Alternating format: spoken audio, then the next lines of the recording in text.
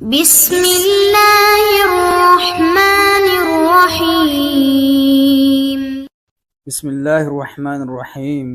معزز ناظرین کرام، آج کا ہمارا موضوع ہے جرم رشوت شریعت کی نظر میں۔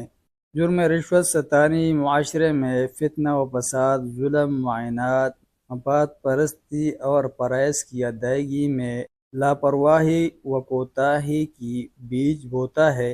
اس کی وجہ سے خلاف حق فیصلے ہوتے ہیں اور جس کا کام پہلے ہونا چاہیے اس کا بعد میں اور بعد والے کا پہلے ہو جاتا ہے۔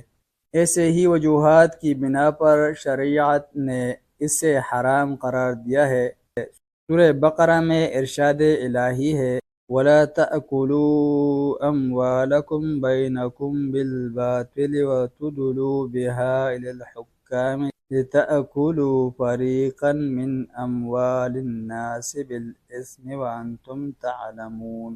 ایک دوسرے کا مال باطل و ناحق طریقے سے مت کھاؤ اور نہ ہی مال حاکموں کے پاس بطور رشوت پہنچاؤ کہ اس طرح جان بوجھ کر لوگوں کا کچھ مال کھا جاؤ۔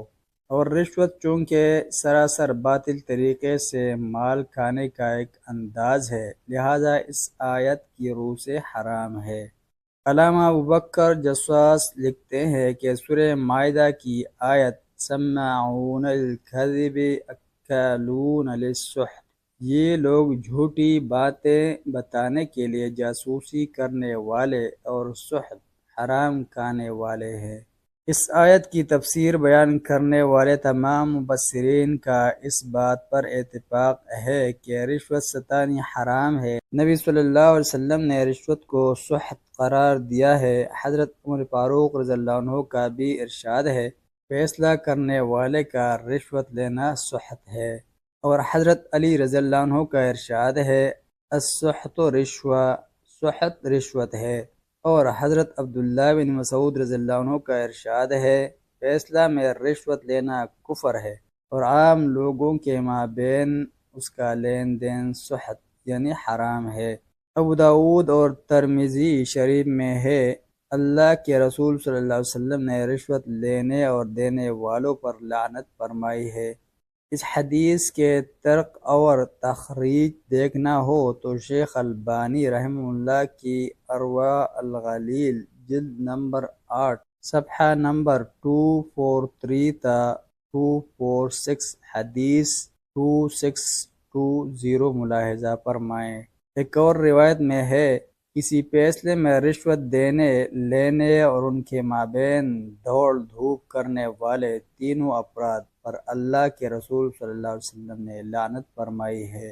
امام شوکانی رحمہ اللہ نے نیل الاوطار میں ابن ماجہ و ابن حبان کی ایک روایت نقل کی ہے جس میں ارشاد نبی صلی اللہ علیہ وسلم ہے فیصلہ میں رشوت دینے اور لینے والے پر اللہ کی لعنت ہو۔ ایسے ہی ایک حدیث حضرت عائشہ رضی اللہ عنہا سے بھی مروی ہے، لیکن یہ دونوں روایتیں ہی ضعیف ہے، اور نبی اکرم صلی اللہ علیہ وسلم نے رشوت کا لین دین کرنے والوں کے آخری ٹھکانہ کی خبر دیتے ہوئے فرمایا رشوت لینے والے اور دینے والے کا ٹھکانہ جہنم ہے، اور ابن جریر میں ارشاد نبی صلی اللہ علیہ وسلم ہے وہ گوشت جس کی صحت سے پرورش ہوئی اس کا صحیح ٹھکانہ جہنم ہی ہے۔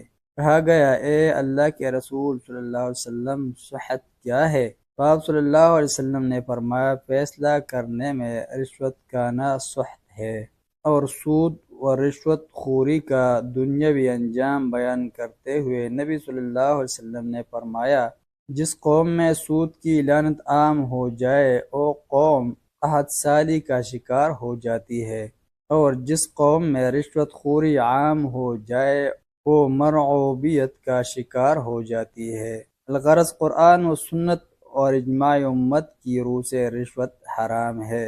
اللہ تعالیٰ سے دعا ہے کہ وہ تمام مسلمانوں کو حرام ذرائع روزگار اور ناجائز اسباب رزق سے محفوظ رکھے اور کسب رزق حلال کی توفیق ارزاں فرمائے، آمین۔ والسلام علیکم ورحمۃ اللہ وبرکاتہ۔